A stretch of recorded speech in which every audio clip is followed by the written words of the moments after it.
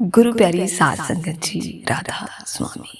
आज की ये सुंदर सी साखी बहुत ही पुरानी बात है जो कि आपको मैं सुनाने वाली हूँ।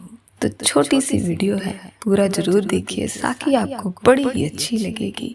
बात है उन दिनों की जब ज़्यादा संगत नहीं हुआ करती थी। बाबा जी सत्संग करते थे, तब भी भंडारा होता था, तब भी संगत दूर दूर से आती थी। तो ऐसे ही एक बार की बात है कि बाबा जी का डेरे में भंडारा था। बाबा जी ने 2.5 घंटे का सत्संग किया। तब संगत के लिए जो है शेड नहीं हुआ करते थे, खुले में ही, यानी कि आसमान के नीचे ही ऐसे ही संगत आती थी और बाबा जी का सत्संग जो है खुले में ही बैठकर सुनती थी। और रात को जो है संगत के लिए तंबू टेंट लगा दिए जाते थे, वहीं पर जो संगत जो दूर से आती थी वो आराम करती थी।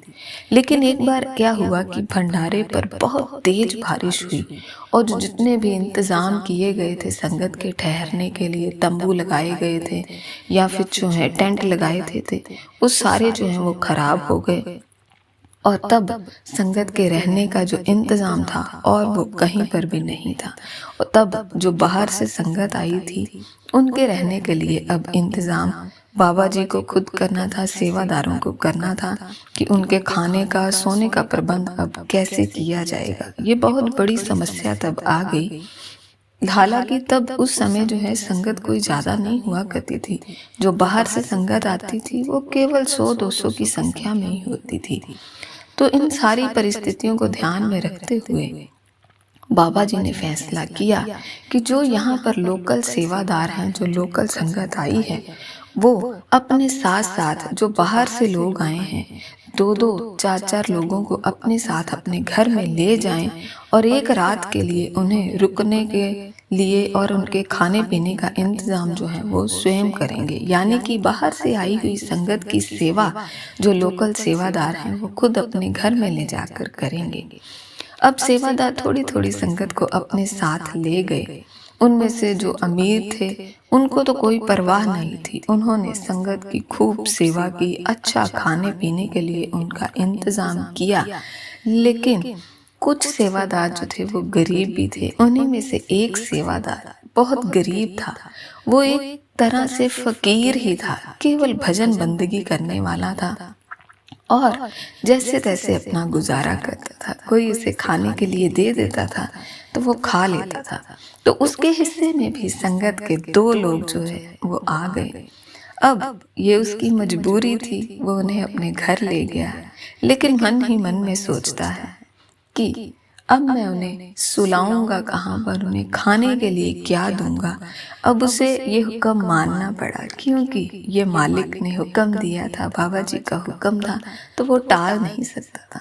तो वो उन 2 भाइयों को साथ में अपनी कुटिया में ले गया। उसकी छोटी सी कुटिया थी, झोंपड़ी थी। वहां पर जाकर उसने उन संगत के 2 भाइयों को निवेदन किया कि भाई, मेरे पास ज़्यादा कुछ नहीं है, मैं आपकी सेवा ज़्यादा अच्छी तरह से नहीं कर सकता हूँ।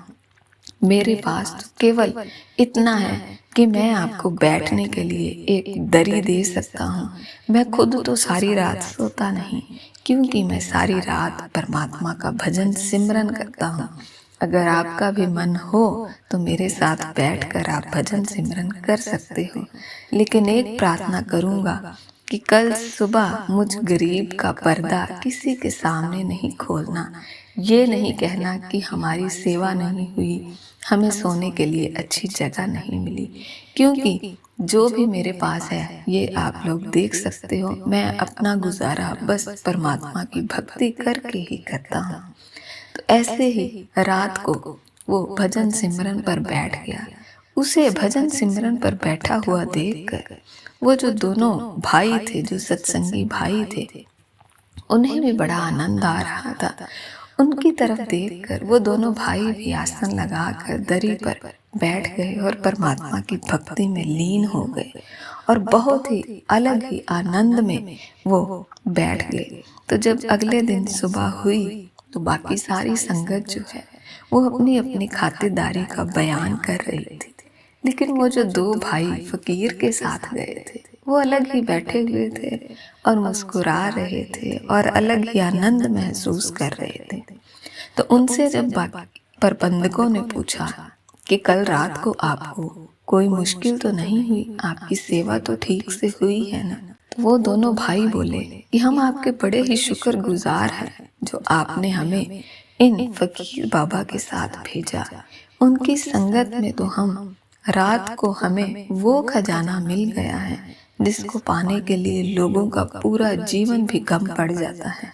और हम आपसे निवेदन करेंगे कि आगे से भी हमें जब भी भेजना हो तो उन फकीर बाबा के यहाँ ही भेजना, क्योंकि हमें वो खजाना मिल गया है, हमारी ऐसी सेवा हुई है, ऐसा हमें आनंद मिला है जो हमने जिंदगी में और कहीं नहीं पाया है।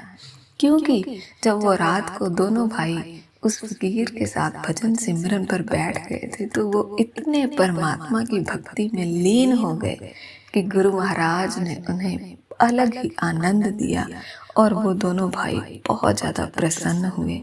तो ये सब बातें जब सेवादारों ने बाबा जी को जाकर बताई तो बाबा जी भी मंद मंद मुस्कुरा रहे थे, क्योंकि वो जानते थे कि हकीकत क्या है और कैसे उन दोनों भाइयों को उस भक्ति का आनंद प्राप्त हुआ है जिसकी वो कल्पना भी नहीं कर सकते।